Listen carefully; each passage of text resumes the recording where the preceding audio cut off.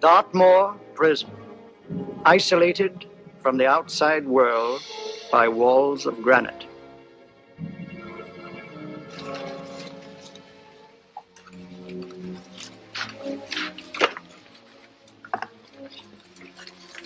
They say you could get out of here by merely telling what you know. You may or may not be another Scotland Yard bloke, but I'll give you the same answer I gave the others.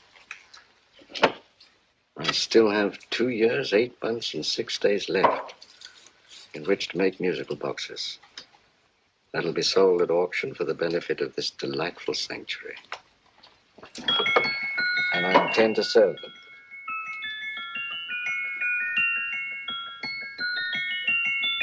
Move along. And now we come to the next object on our list, or I should say objects, because there are 3 of them. Now, ladies and gentlemen, these can be bought together or separately. Now, these beautiful little musical boxes only arrived this morning, and I didn't intend to put them on the auction block until later, but I'm going to sell them now. So, good friends, as our old pal Mark Antony used to say, lend me your ears. And what do you hear? Right. The beautiful tinkle tinkle of a musical box. What a lovely trinket. What a beautiful gift. Created and made by loving hands. A thing of beauty and utility. I was going to start with £5. It's a bargain, £5. Do I see any hands? If there's a connoisseur in the house, will go £3 for it. £2. £1. 10 shillings. Thank you, sir.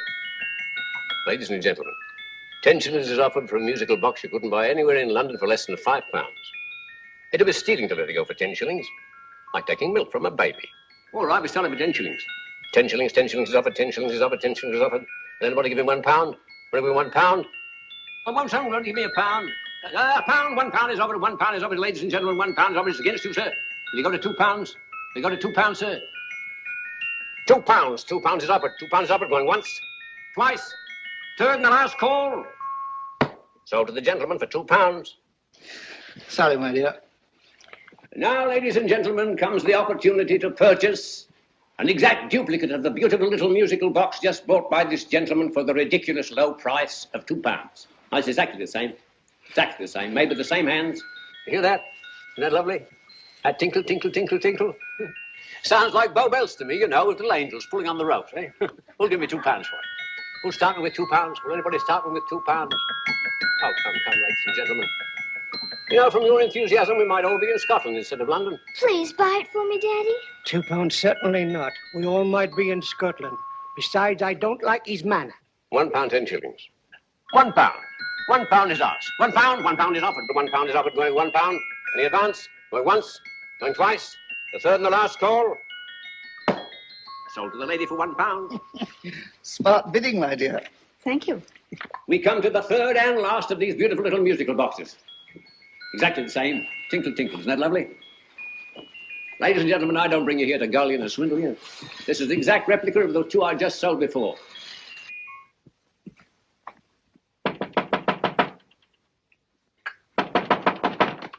We're closed. But this is extremely important. Come in, sir, come in. I'm sorry to disturb you, but I was unfortunately delayed from arriving in time to bid on certain articles which I was rather anxious to obtain. Oh, perhaps they weren't sold, sir. We are carrying several things over. What might the articles be, sir? 3 identical musical boxes, about so large. Oh, I'm sorry, sir, but they were sold. Pity you weren't here to bid on them. They didn't bring anything like the real value. I'm most anxious to obtain them. I wonder if your records would show who the purchasers were. Oh, we don't usually give out that information, sir. For certain, shall we say, sentimental reasons, I'm most anxious to get in touch with the purchasers. I'd be willing to pay, shall we say, £5. Well, for certain sentimental reasons, sir, we'd be very happy to oblige. Alfred, today's sales. The 3 musical boxes. Musical boxes? Oh, here we are. The first purchase for £2 from Mr. Julian Emery, 52 Portman Square. Write this address down, Alfred. Yes, sir. Second didn't leave any name. Oh, how unfortunate. I think she's a dealer. You see, they don't like us to know where the things are going. On account of the profits. You say the second purchaser was a woman. Can you give me a description of her? Oh, she was a young woman. Fairly tall, slender. She had a light complexion and dark hair, and she was wearing a grey suit, don't you remember? That's right. She probably runs a gift shop. She paid £1. You say she comes here fairly frequently? No, I didn't say so. But she does, sir. Like as not, she'll come in on Thursday. We have sales on Mondays and Thursdays. Ah. And the third box? The third? Mr. William Kilgore, 143B Hampton Way. For 10 shillings. Quite a drop from £2. Mr. Kilgore was a Scotchman. Oh. Well, thank you. You've been most helpful. Oh, thank you, sir. And any time you're passing, drop in. We always have lovely things for sale. Our card, sir? Thank you. I'll be back Thursday.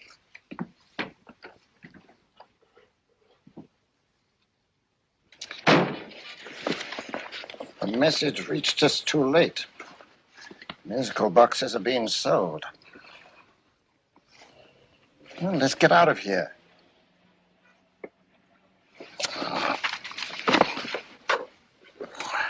Someday you'll go too far. Reaching for a star, you fool. Yet a fool may touch a star, Colonel Cavanaugh, if he but reach high enough. But not possess it as you would. The musical boxes, they've been sold. What a pity for you, my dear Colonel. Is it my fault that the message reached us only an hour ago? Is it my fault that they were sold? You can't hold me responsible for that. Hope for your sake you're right.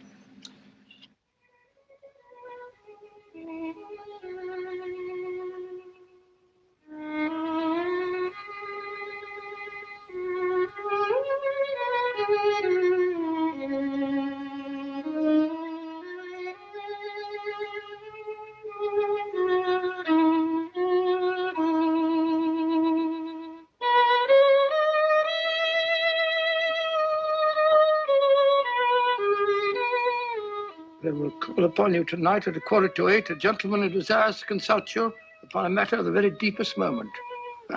Remember that letter, Holmes? It was written over 2 years ago. An interesting case. Devilishly interesting. Irene Adler. What a striking-looking woman from the brief glance I had of her. Seems only yesterday. What charm. What poise. And what a mind. Sharp enough and brilliant enough to outwit the great Sherlock Holmes himself. I take it the new issue of the Strand magazine is out, containing another of your slightly lurid tales. It is indeed. And what do you call this one? I call it A Scandal in Bohemia. Not a bad title, eh? If you must record my exploits, I do wish you'd put less emphasis on the melodramatic and more on the intellectual issues involved. More on the What do you mean by that? Well, I do hope you've given the woman a soul. She had one, you know.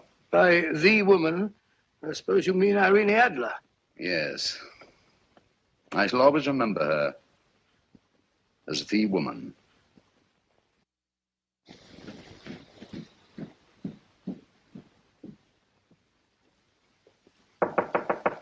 Come in.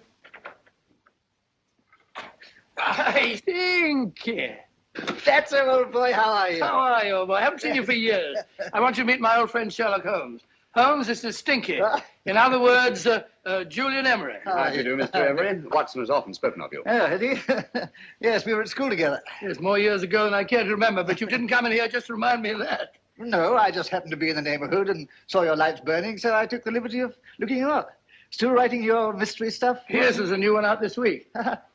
Good, I never miss them. Oh, good, thanks. I say that bandage makes you look very interesting. Still poking your nose into other people's business as usual? Who hit you? I haven't the foggiest notion. Somebody knocked me on the head in my own living room and then proceeded to commit the most idiotic burglary you ever heard of. Fellow must have been balmy as a coot. Balmy? Why?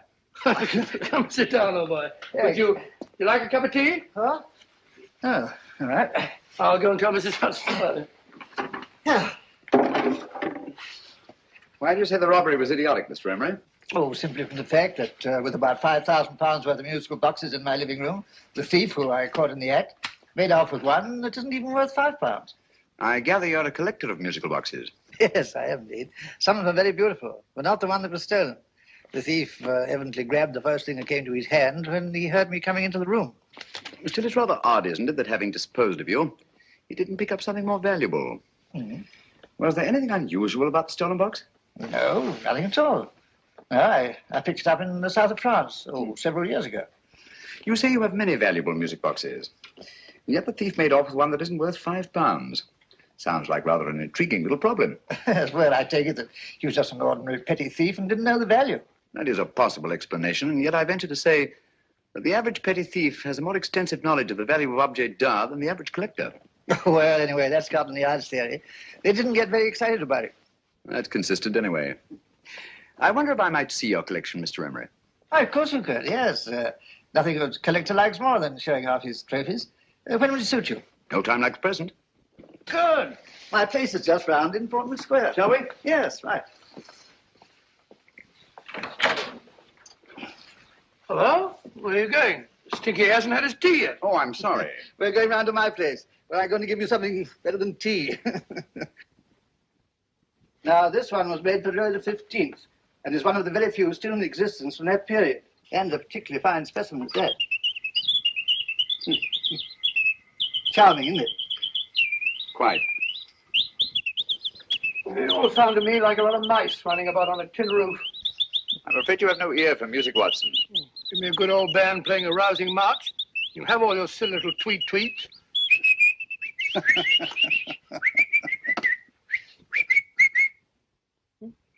No room. Excuse me.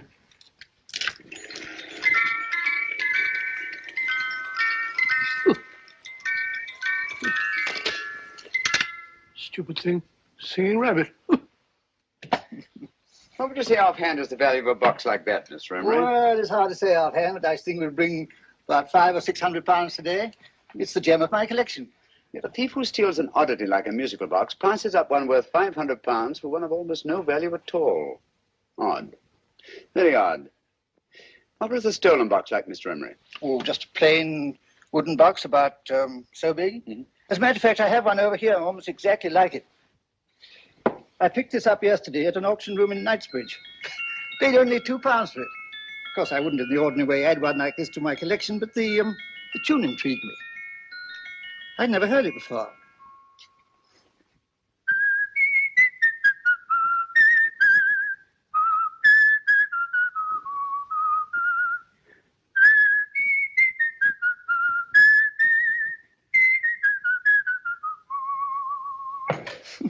You have a remarkable ear for music, Holmes. Rather an unusual melody. Sit down, Will. Thanks.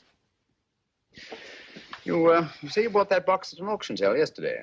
Yes, the Gaylord auction rooms in Knightsbridge. Mm-hmm. Run by old, what's his name? Crabtree. That's the man. At what time was the robbery committed? Oh, about 3 o'clock this morning.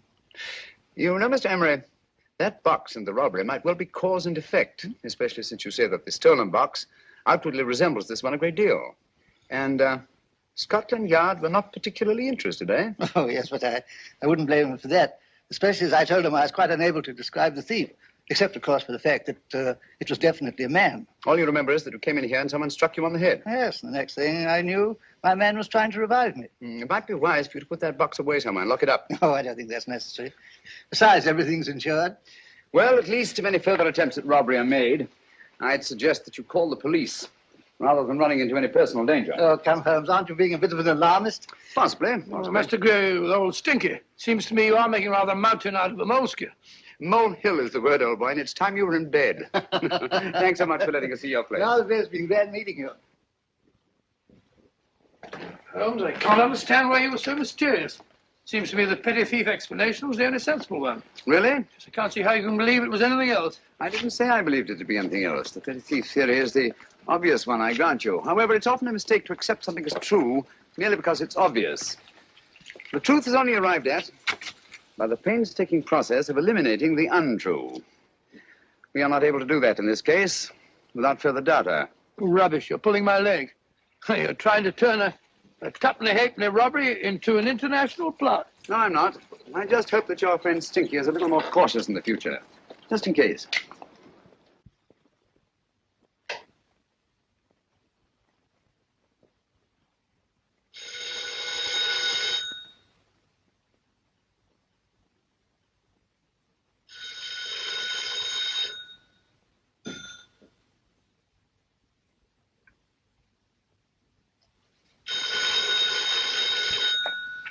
Hello? Yeah? Julian Emery here. Who? Why, of course I remember you, Mrs. Courtney.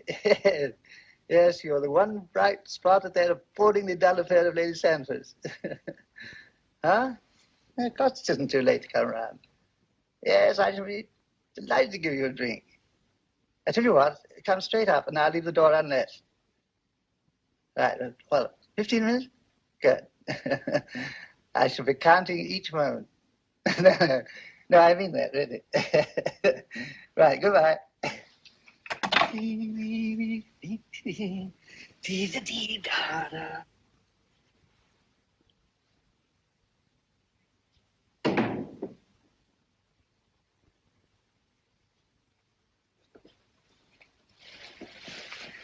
Boo! Oh, you startled me. Did I? Yes. Must be the pixie in me. I know I shouldn't have called you so late. But I was at a party just around the corner, and I remembered your invitation to see your collection of musical boxes. My dear Mrs. Courtney, pleasure is all the greater for being so unexpected. My friends call me Hilda. Thanks. Mine call me Stinky. Stinky, how quaint. Oh, what a perfectly wonderful collection of musical boxes. You know, when you told me you had a collection, I had no idea it was so attractive. Yes. They appeal to the ear as well as to the eye. Oh, what a plain little one. Why, it looks just like a country cousin amid all this grandeur. No. You mustn't underestimate the country cousin. Only last night a burglar broke in here, and with all these to choose from, went off with one very much like it. Really? Yes, I don't mind the loss of the box so much, but I do resent this crack on the skull. But it makes you look so interesting. Oh, do you think so? It's funny, that's what old Fatso said. Fatso? I mean, Dr. Watson. He was here this evening with a friend, a Mr. Holmes. He's interested in my collection, too. Sherlock Holmes? Yes. Do you know him? I've heard of him. Yes, he seems to think I'm in some sort of danger. What a haunting tune. It takes me right back to my childhood. Really? Do you know, it's odd that you should be interested in that particular musical box. Odd? Why? Because Mr. Holmes is also interested in it. He may have been more interested in the tune than in the box. My dear, yes, that's right. I remember now. He whistled it note for note, having heard it only once. Really? He must be a remarkable man. Bit of an alarmist, if you ask me. Don't you believe in warnings? Of course not. Who'd want a box like that? I would. You're not serious. Oh, but I am. Well, you put me in a very awkward position. I'm a collector, you know. And the collector buys but never sells. But if the price were high enough... The price has nothing to do with it. It's the principle of the thing. Yes, well, we haven't had our drink. No, thanks. I must be getting along. Must you really? I'm afraid so. You're not walking out on me, are you? My reputation, Stinky. I say, you know, you are an attractive woman. Thanks.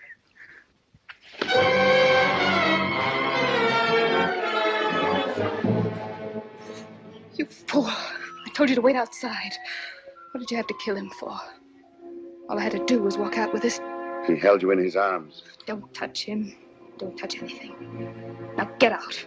I'm sorry. You're sorry. What about me? This is murder.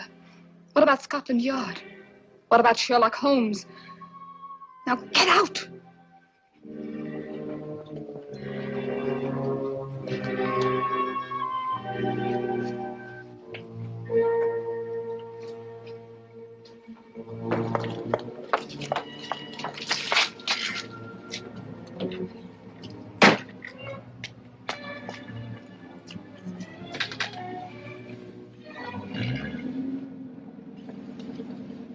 Did you get it? Good. Did you have any trouble with him? Just a matter of murder. Ah, Mr. Holmes. Hopkins. Thanks for coming so promptly. Inspector Lestrade suggested that I call through to you. Mr. Emery was the client of Mr. Holmes, Inspector. Indeed. You didn't mention that when I telephoned you, Mr. Holmes. Well, not exactly a client, Inspector. Sergeant Thompson? He was killed between the hours of 11 and 2 o'clock this morning, Mr. Holmes. Must have been someone he knew, someone of whom he had no suspicion. Poor old Stinky. It's all my fault. I should have prevented this. Well, it's no time to start talking about that now, Doctor. Apparently it's gone. That's the second attempt on the musical box that Emery bought at the auction sale. And this time it was successful. But that box was only worth £2. It was worth a man's life, Watson. I think we'd better pay a visit to Gaylord's auction room and that fellow Crabtree. Inspector, may I suggest that you make a complete search of this flat for a small, plain, musical box about that size? Thank you. Come on, Watson. You say the first box went to Mr. Julian Emery, the second to Mr. Kilgore, 143B Hampton Way, and the third to the unidentified young lady who presumably has a shop and lives near Golders Green. That's right, Mr. Holmes. Isn't it rather strange, Mr. Crabtree, that you should have had 3 identical musical boxes all playing the same tune? Where'd they come from? Dartmoor prison. Dartmoor? Yeah, we get a regular shipment from there every month. The inmates manufacture them. Well, they make all kinds of things, you know, pipe racks, waste paper baskets, musical boxes. Did you happen to notice if anyone showed any particular interest during the auction in the purchasers of these 3 boxes? Oh, come on, Mr. Crabtree. This is very literally a matter of life and death. Well, since you put it that way, Mr. Holmes, there was a gentleman came in here about an hour after closing time, and he was in an awful state, he was.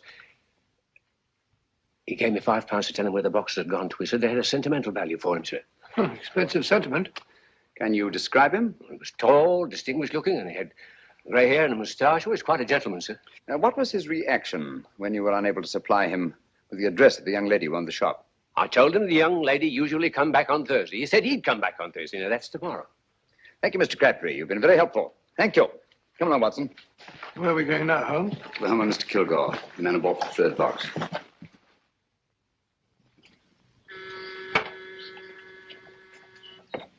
But hang it all, Holmes, how do you know those other 2 musical boxes are of any importance? I don't, but I certainly have no intention of waiting until the owners are murdered to find out. No one at home. I hope that's the explanation. I'll have a look through this window.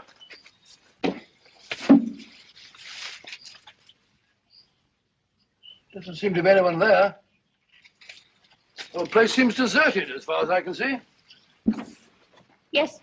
Mr. and Mrs. Kilgore at home? No. When do you expect them? Oh, in an hour or so. There's no use you're hanging about. They don't buy nothing from peddlers. Peddlers? My good woman, this is Mr. Sherlock Holmes. Sherlock Holmes? Oh, go on. Do you mind if we come in and wait? My business is rather urgent. Well, I've got to go out and do my shopping. And I don't know if Mrs. Kilgore like any strangers nosing about. Quite all right, I assure you. Well, I've got to be off. You two wait in the parlour. And no smoking either. Mrs. Kilgore says it smells up the house. Funny old girl, Holmes.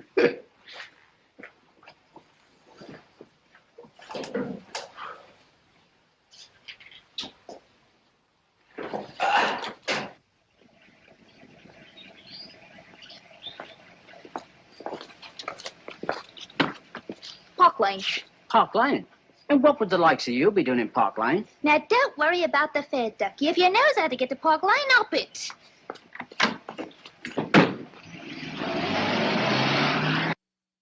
You know, Holmes, I've been thinking. There must have been something hidden in that box of old Stinky's. Stolen jewelry, possibly. What's up, Holmes? Listen. What's just the steam in the water pipes?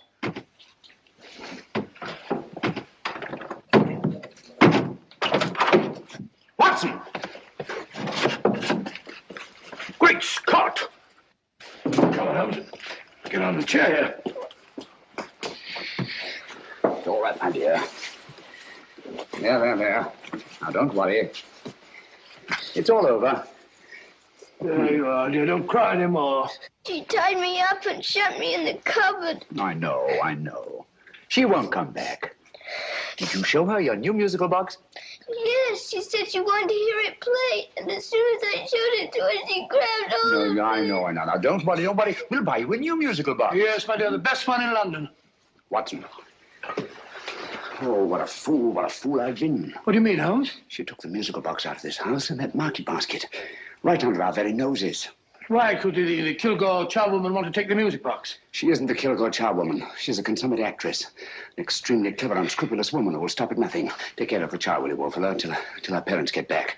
Explain everything to them. Of course I will. But, Holmes, where are you going? Somewhere, somehow. I must get to the young lady who bought that third musical box before our opponents find out. I only hope that I won't be too late. Oh, no. No, darling, you mustn't cry anymore. Now, cheer up.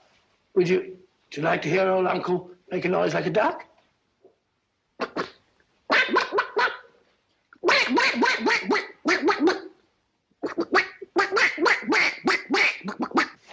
Oh, sorry?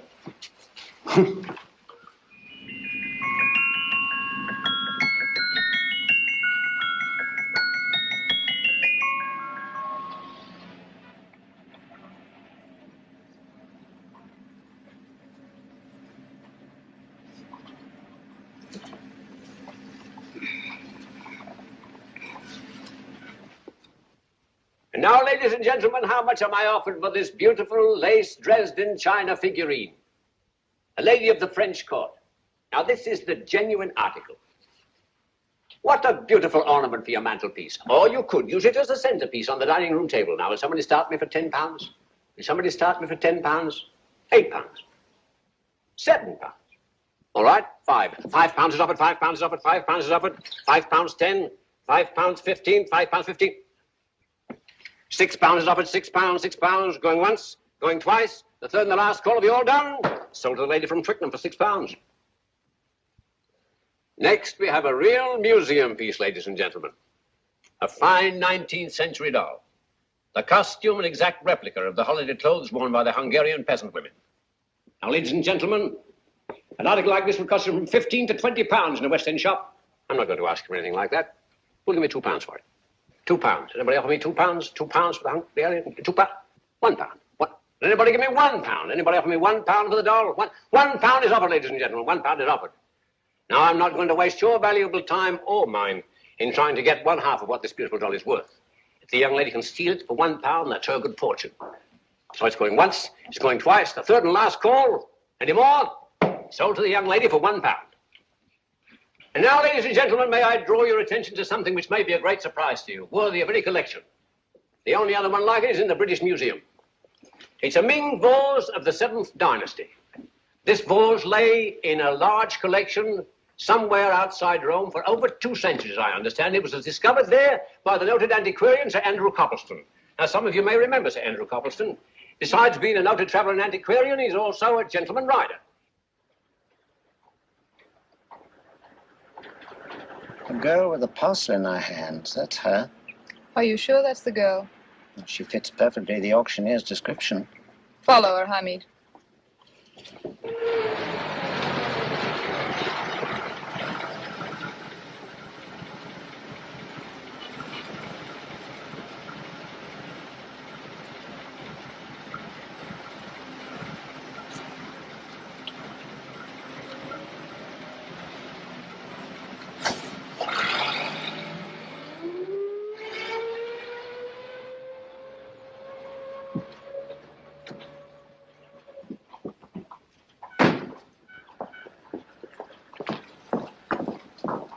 It's lovely, dear. And only £1. We can get at least 3 for it. Easily. I'll go make some tea. I could do with a cup. Right. Good afternoon. Good afternoon. I'm looking for a birthday gift for a 7-year-old girl. What would you suggest? We have some lovely dolls. Now, this Hungarian I think peasant- she has enough dolls already. Books are always welcome. Well, I'm looking for something a little different. Well, that's rather cute. What is it? Oh, that's a musical box. Children always love them. And this is an exceptionally nice one. It plays many tunes.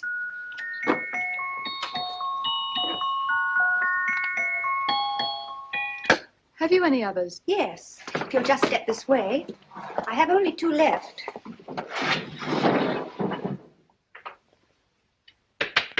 How nice.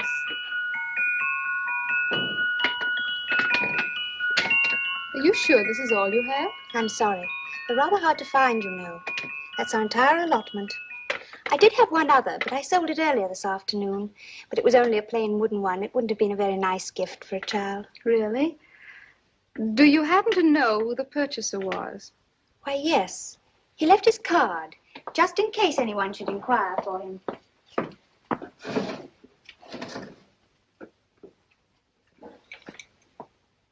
How interesting. I'm sorry, but I'm afraid I'll have to look a bit further. Thank you anyway. Good afternoon. Thank you.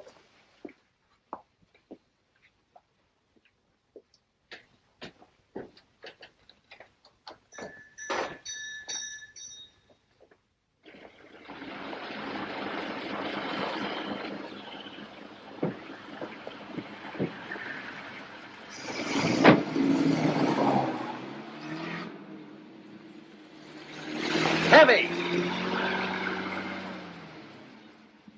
Follow that cab. Here, now, what? Scotland Yard. Okay.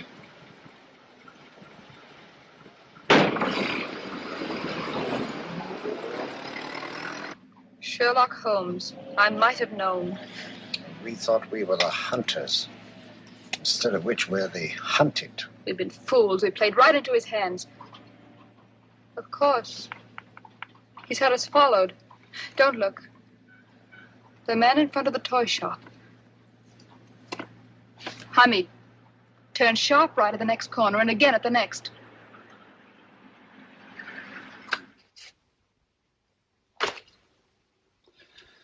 No photograph of her, Commissioner. As I expected. She's not a known criminal. But how do you expect to know if you do find her? After all, she was disguised as a charwoman.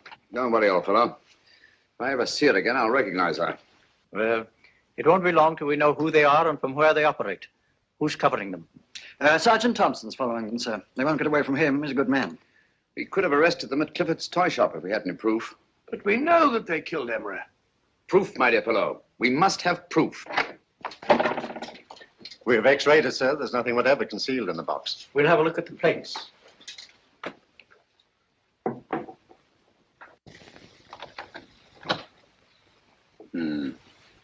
There must be some clue. And it's probably so obvious that we've all overlooked it. Seems to me we're up against a bunch of lunatics. Not lunatics, my dear fellow. Extremely astute, cold-blooded murderers. What can these little musical boxes have in them that's so important? Don't forget, they were made in Dartmoor prison. You can smuggle stuff into prison, but not out. Do you want us to break the box apart, sir, to see if there's anything the x-ray hasn't caught? No, not yet. Do you mind if I take it? Certainly. Thanks.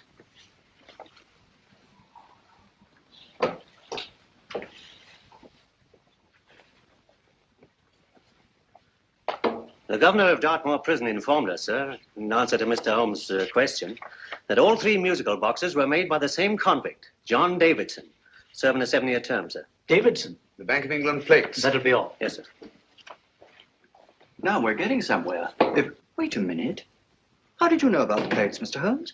I'm a student of crime, Inspector. I make it my business to know about such things. And when the name of Davidson was mentioned... Well, who is this fellow Davidson? As long as Mr. Holmes seems to know all about it already, I suppose there's no harm in telling you. 2 years ago in London, there occurred a robbery of such tremendous importance, although the stolen articles themselves have no intrinsic value whatsoever, that the Home Secretary was instrumental in seeing that not a word of it appeared in any newspaper. But you never told me anything about this, Holmes. You were away at the time. Articles of no intrinsic value and yet of such importance? I don't understand. Davidson was apprehended within 15 minutes of committing the theft. But by that time, He'd hidden the articles in question, and they've yet to be found. Before going further, Dr. Watson, I must inform you that this matter's not to be mentioned outside of this room. Of course not. Do I look like a man who'd gossip? Let's not go into that now, old fellow, shall we? Davidson had been employed for years in a position of extreme trust by the engravings department of the Bank of England. The articles he stole were nothing less than a complete duplicate set of plates for printing £5 notes. What? The Bank of England's own plates? Precisely. And with those plates, a gang of crooks could flood England with £5 notes, not forged in the usual sense of the word, but notes undetectable from genuine Bank of England notes in any way whatsoever. Good heavens. Any whisper at all might have resulted in enormous damage in shaking public confidence in the Treasury. We tried everything after we arrested Davidson. Offered him a shorter sentence if he'd tell us where he'd hidden the plates. Why, we even put in Scotland Yard men with him as cellmates, but no results. Obviously, Davidson is a man of strong character and infinite patience. Yet suddenly he feels impelled to smuggle out the secret of the hiding place of the plates to his confederates. Why? I don't understand, Mr. Holmes. Well, for example, has the Bank of England made any plans to radically change the design of the £5 note so that in, say, 7 years from now, notes made from the stolen plates would be worthless? Confidentially, Mr. Holmes, such a move was discussed. But replacing all the £5 notes in circulation would be such a Herculean task that nothing's been done about it as yet. I see. Of course, there is another possible explanation. Davidson didn't have much time to find a hiding place before he was captured. He may be afraid that the plates will be accidentally discovered before he's released. Hence his anxiety to communicate their whereabouts to his confederates as soon as possible. I believe you've hit it, Mr. Holmes. I'm sure that the message is contained in this musical box. Or rather, in all 3 musical boxes, since possession of all 3 seems to be essential. Our opponents have 2/3 of the puzzle, we have 1/3. Well, what are you going to do, Holmes? Try to deduce the message from the 1/3 that we have.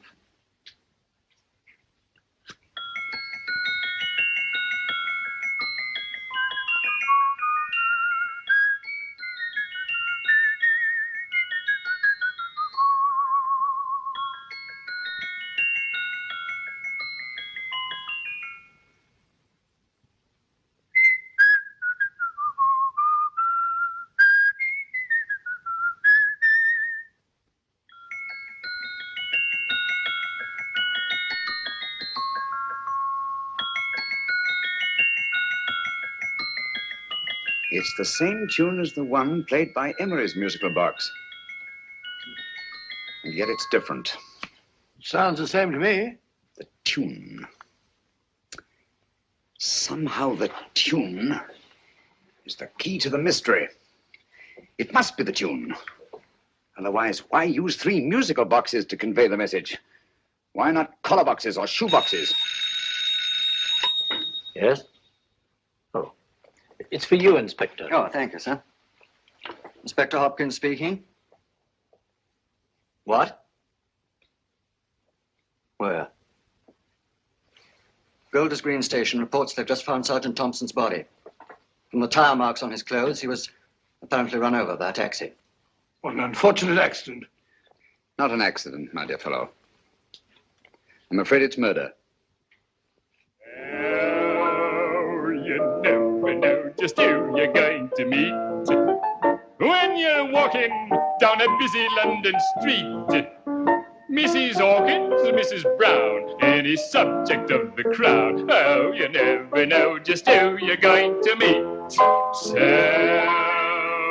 you better hold your topper in your hand, just in case you meet a lady on the Strand. Girls will think you're kind of sweet, and your day will be complete. Oh, you never know just who you're going to meet. Now, a gentleman is judged by his appearance. Yes, a gentleman is judged by how he talks. Now, he's much better off when he's acting like a toff, especially if he's taking him a walk. What on earth is this outlandish place? A rendezvous for actors. Actors? Buskers, old boy. You've seen them 1,000 times. Actors who entertain the queues, waiting outside theaters. You never know just who you're going to meet when you you're walking down a busy London street. So you better wear your best, go with eyes to look your best, 'cause you never know just who you're gonna meet. So you better keep your manners right in view, just in case a lady gives her how to do. Keep your trousers in a pleat, shine your shoes and keep them neat, 'cause you never know just who you're gonna meet. Blimey. Mr. Holmes. How are you, Joe? Never met him. And yourself?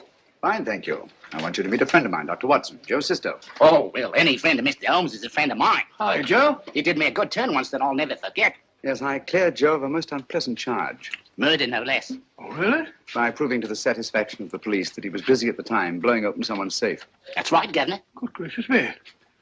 Joe, now you can help me. Come on, buzz off, buzz off. Come on, up it, up it. Can't a gentleman have some peace and quiet around here? And you too. There you are, Mr. Holmes. Now we can have some peace and quiet around here. Thank you, Joe. There's £5 in this for you. Well, I wouldn't want to take it on myself, sir, but I can get somebody to do it for you for half of that. You don't know what the job is yet. For £5? Murder, ain't it? What? No, Joe, not murder, just music. I want you to identify a song for me. Oh, there ain't a song that's been written that I don't know. That's why I came to you.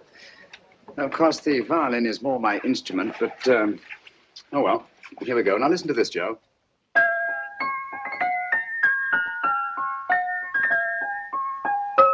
Wait a minute. You're playing that wrong. That should be E natural, not E flat.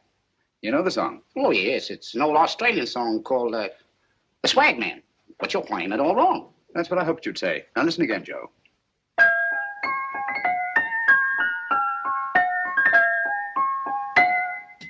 That's the same tune, all right. But you're making different mistakes than you did the first time. No, not mistakes, Joe. Call them variations. Here, play the song for me, will you, the way it's written.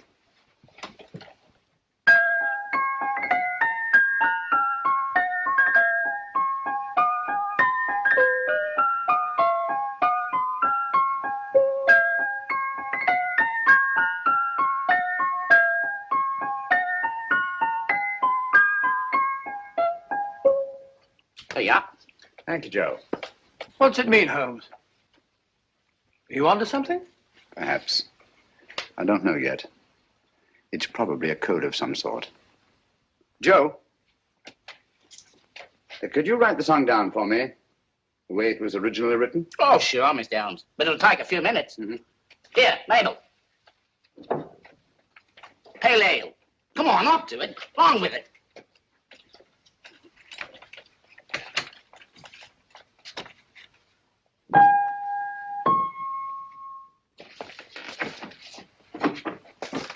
Well, obviously it isn't the lyrics. No combination of those words made any sense at all. The variations in the way Emery's musical box played the tune are different from the variations in the one we have. You sure? Quite.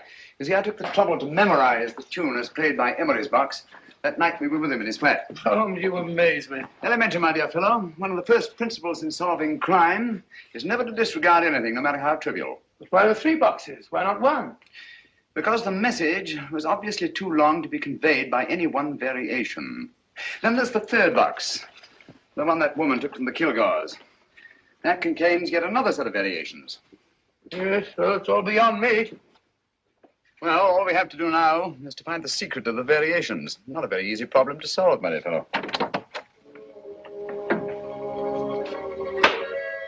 Hello. What's up? We've had company.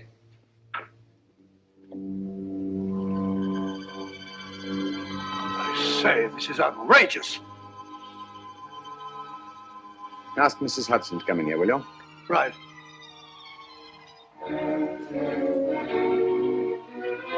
Mrs. Hudson? Yes? Oh, there you are. Will you come up here at once, please? Coming, sir.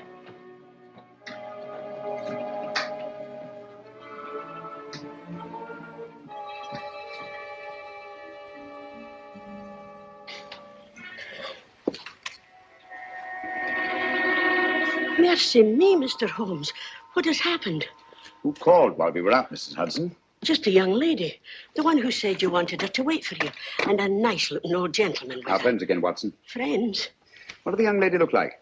Oh, I couldn't see her face. She had a heavy black veil on. But she had such a nice way with her. Oh, I'm sorry, Mr. Holmes, if I've done anything wrong. But you did say I should always let clients come in and wait for you. Don't worry, Mrs. Hudson, don't worry. You had no way of knowing. It's quite all right, quite all right. Now, don't worry, Mrs. Hudson. Don't worry. Where on earth's the musical box? They didn't get it. Didn't get it? Where is it? It's in your hand. In the biscuit jar. Pick the biscuits off the top. Now put your hand inside, and you'll find the music box. Well done, Holmes. Well done. Amazing.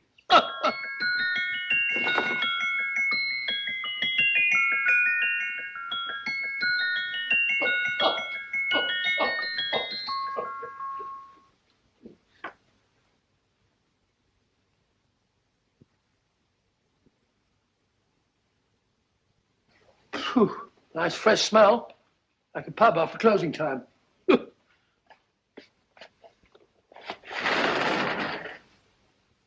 I say, Holmes. What? It's morning. Allow me to congratulate you on a brilliant bit of deduction.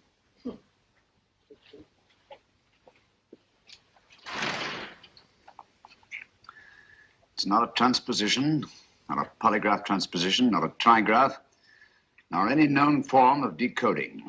How about the Morse code? Have you tried that? Yes, at about 3 o'clock this morning. I'm sorry, old man. I was only trying to help.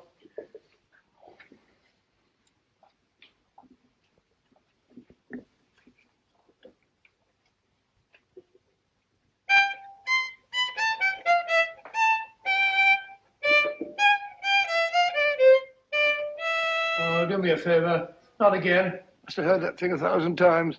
Kept me awake all night.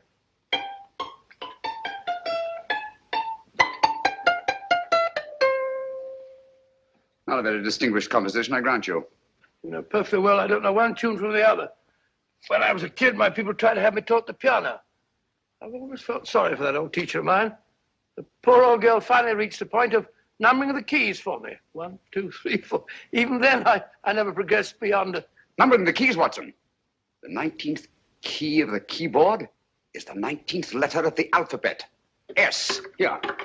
Write it down when I give it to you, old fellow, will you? The first altered note. Write S first. Now, the 8th key is H. The 5th key, E. The 12th key, L. The 6th key, F. S-H-E-L-F. Shelf. Your piano lessons were not in vain, old fellow. You've solved it. Thank you. Thanks, old man. Hold it. We now have 2/3 of the message. Behind books, third shelf, secretary, Dr. S. Presumably, these are the first and second portions of the message. And this gang has the first and third parts of it. Precisely. Then it's a stalemate? Yes, Commissioner, but we can't leave it like that. There's no doubt in my mind that they'll try to secure our third of the message that's missing. Well, I assume you've taken every precaution to guard the Clifford music. Oh, yes, it's carefully hidden at Baker Street with Dr. Watson on guard. However, I'm reasonably certain that, difficult as it may be, we can find the plates even without the missing part of the message. Behind books, third shelf, secretary, Dr. S.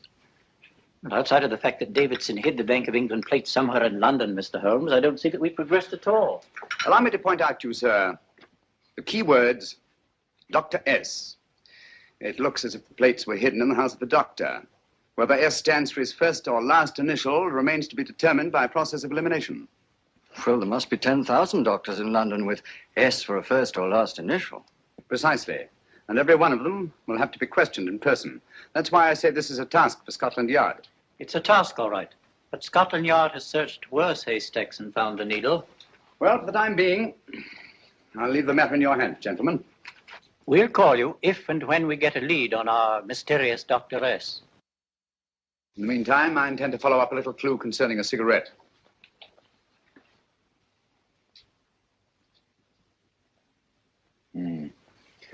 You're certain of the identification of the tobacco? Absolutely. I have made up this special blend for only 3 customers. It is almost pure Egyptian, with admixture of latakia for added body, and a pinch of perique. Merely a whisper, as one might say, for elusive fragrance. Yes, yes. And the 3 customers? Major Wilson in Bombay, India. Mrs. Catherine Leamington Smith in Ireland. Yes, and the 3rd? Mrs. Hilda Courtney of Park Mansions, Bryanston Square. Thank you. Thank you very much. You've been most helpful. It is a pleasure to have been of service, Mr. Holmes.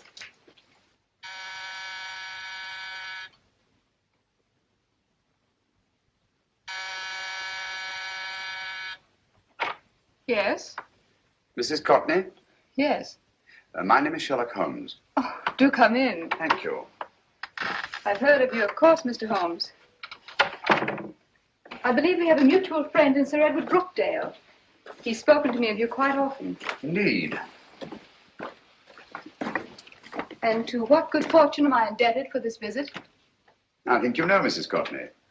Well, I did get a summons for speeding last week, but outside of that, I don't think I'm of any interest to the police. Oh, come now, Mrs. Courtney. You seem to forget that you and I have met before. I'm sorry. I'm sure I would have remembered meeting the great Sherlock Holmes. Please sit down. Thank you. You say we met before. Yes. At the home of Mr. and Mrs. Kilgore, 143B Hampton Road. Kilgore? I don't think I know anyone of that name. Well, I didn't say you knew them. As a matter of fact, you called on them when they were out. I don't understand, Mr. Holmes. Really? And you were dressed rather differently. Indeed. Cigarette? Thank you.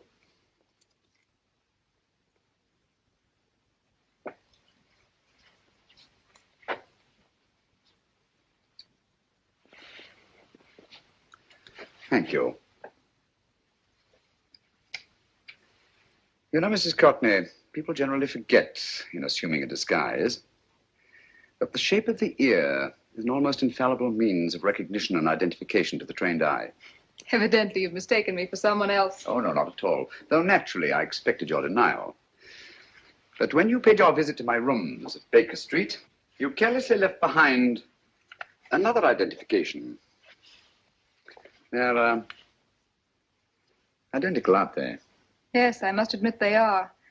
You see, Mr. Holmes, to catch one as clever as you, I had to use a very special lure. I knew you'd be unable to resist the bait of my cigarette, having read with great interest your monograph on the ashes of 140 different varieties of tobacco. I should advise you not to move, Mr. Holmes. I must congratulate you on your ingenuity, Mrs. Courtney. It was indeed a brilliantly designed trap. Thank you, Mr. Holmes. Praise from a master is indeed gratifying. I shall always cherish the memory of your flattering words. Memory? Precisely.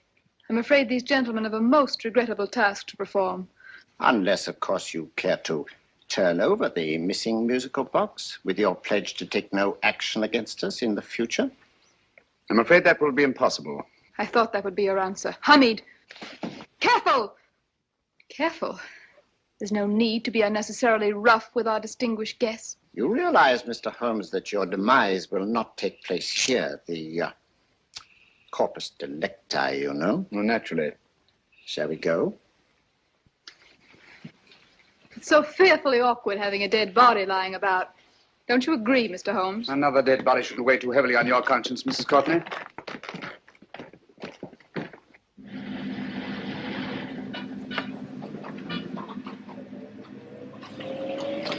You mind if I have a cigarette? Don't see why not.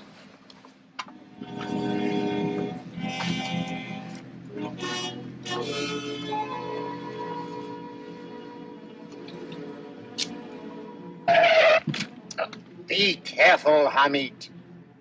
It's the brakes, they bind. Thank you, Colonel Kavanagh. It's very considerate of you.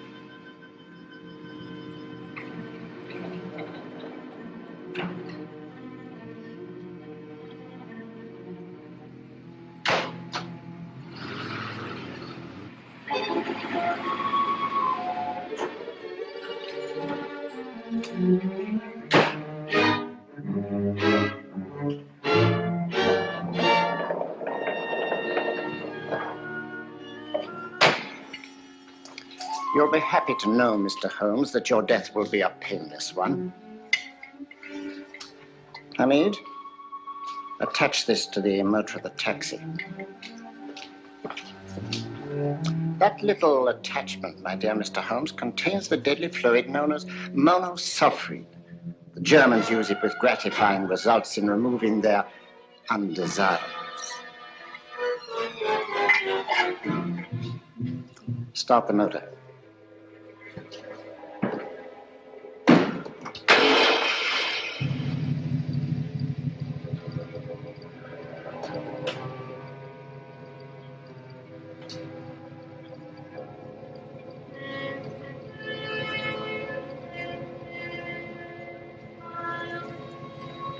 Tape his mouth.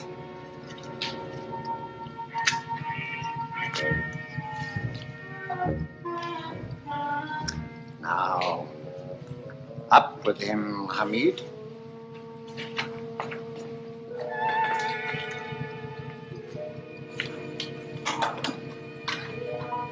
You find yourself like Muhammad's coffin, Mr. Holmes, suspended between heaven and earth. Plenty of fuel in the tank? Good. It would be too bad to have anything go wrong through so simple an oversight.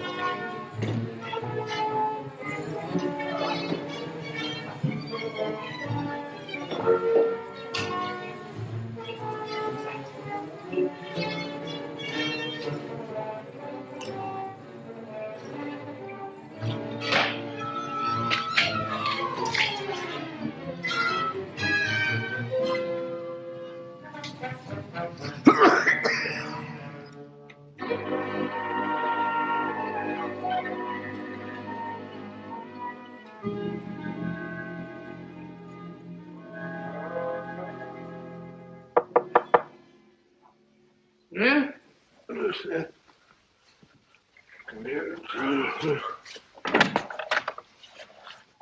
Good afternoon. Mr. Sherlock Holmes? No, I'm Dr. Watson. Oh, of course, Dr. Watson. How stupid of me. Oh, so, this is stupid of me. Won't you come in? Well, I really came to see Mr. Holmes. Oh, I'm afraid he's out. I don't know when he'll be back. Perhaps there's something I can do. Won't you sit down? Thank you. You know, Sherlock Holmes and I have been engaged on a great many cases. Oh, really? Yes, indeed. As a matter of fact, this very moment, we're involved in one of the most baffling... won't you tell me your trouble? I may be able to help you. That's very kind of you, Dr. Watson. Perhaps if I wouldn't be imposing too much. Imposing? Oh, there's no imposition. No imposition at all. A pleasure, I assure you. Now, tell me all about it, Miss Williams. Mrs. Williams. I live in Surrey, Dr. Watson, and I've come up to London in sheer desperation. My only sister has disappeared, and the local police seem utterly unable to find her. Well, Holmes and I solved a case exactly like that once. Very interesting, as far as I remember. I call it the adventure of the solitary cyclist. Oh, sorry. Now I come to think of it, it wasn't so very similar. Entirely different. I don't think what I was saying. Where were we? She's only 17, Dr. Watson, and until she disappeared last Thursday, she seemed to be in the best of spirits. Well, possibly a romantic entanglement? Oh, no, nothing of the sort. She left no note, didn't even pack a bag, no explanation. She just started to walk to the village from our house in broad daylight and simply vanished from the face of the earth. Oh, there. Might I have a glass of water? Glass of water. Have one in a minute.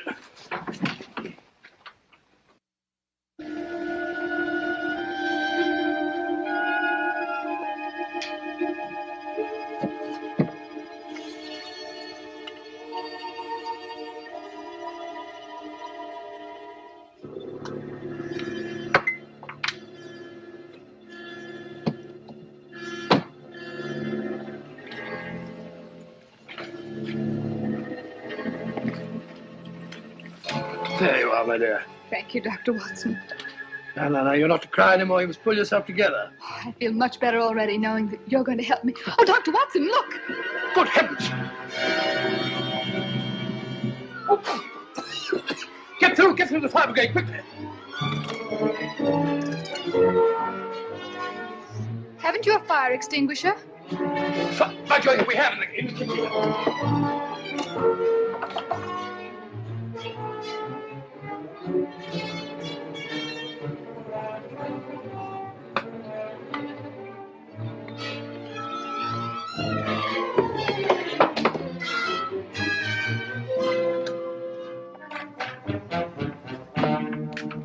Don't you worry, Miss Williams. We'll have this thing out in no time.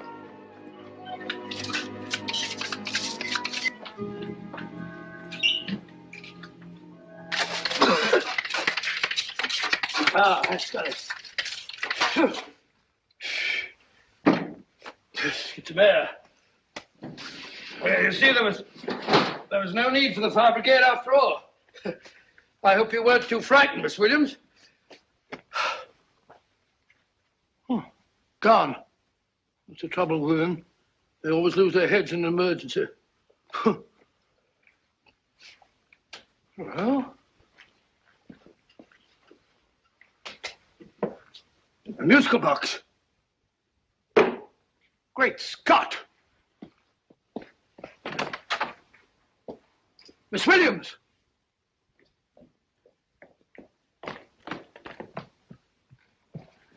Well? Good. And Holmes? By now, Mr. Holmes has no doubt exchanged his violin for a harp. Always assuming that heaven is his destination. And now that we have the missing musical box.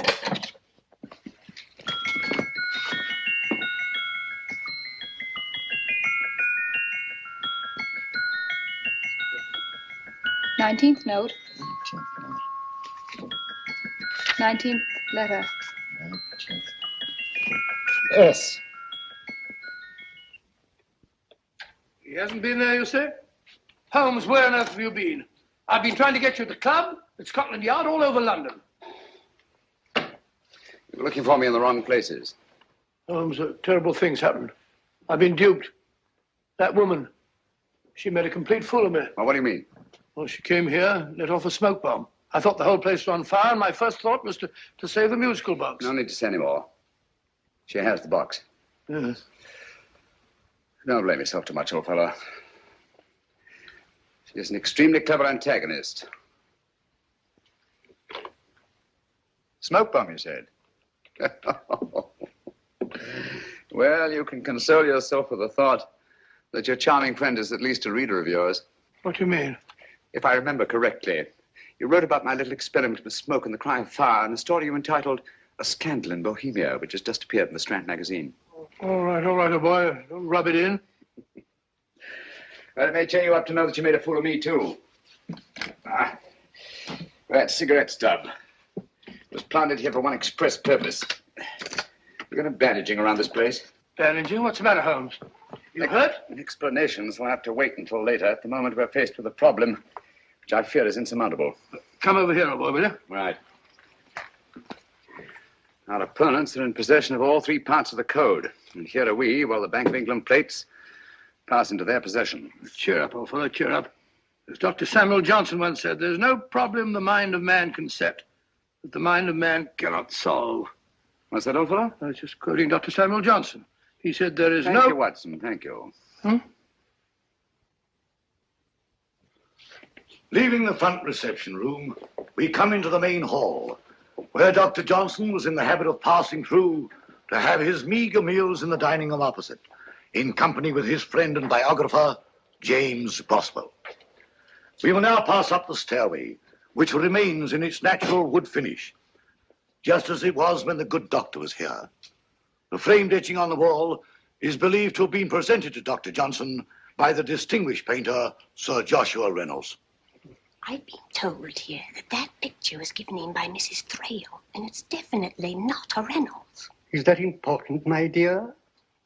Oh, I'm sorry. This way, ladies and gentlemen, please, this way. Move along, children, move along. The secretary's not on this floor. Patience, Hamid. I have a feeling My that... dear Colonel, with Sherlock Holmes out of the way, what could go wrong?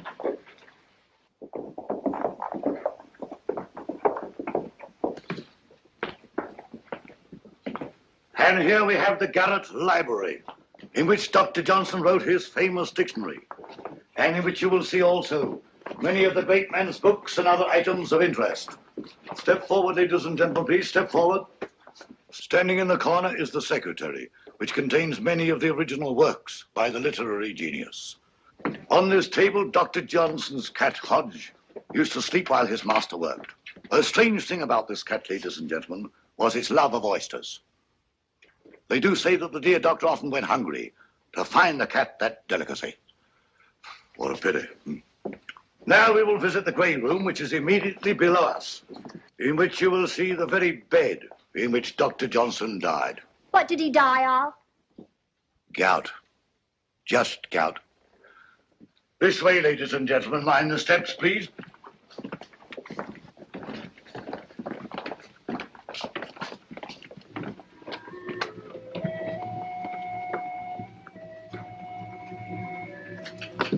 Your keys.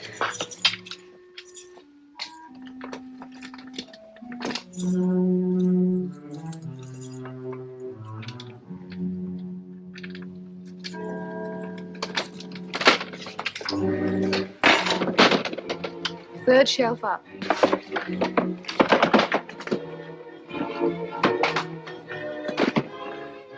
The knife.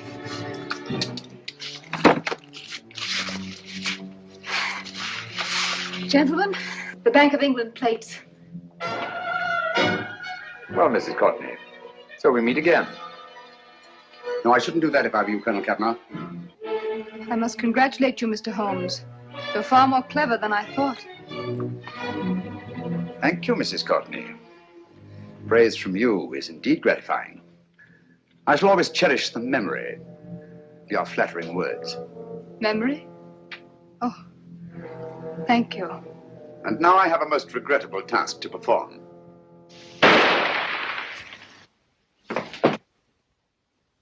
Holmes! Coming, Holmes! Holmes, you all right? Perfectly, thank you, old fellow, but I think this gentleman on the floor requires some medical attention. We must see that he looks his best, you know, when he's hanged. Take them in charge.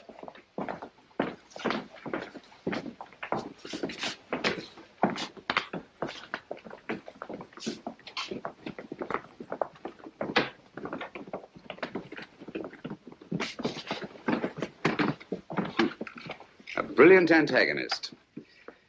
It's a pity her talents were so misdirected. Will you see that these plates are returned to the Bank of England, Inspector? I still don't understand how you solved it, Mr. Holmes. It's entirely due to Dr. Watson. He gave me the clue when he mentioned Dr. Samuel Johnson. Well, congratulations, Doctor. Oh, thank you, Inspector. I don't think I'd have done it entirely without Mr. Holmes's help, you know.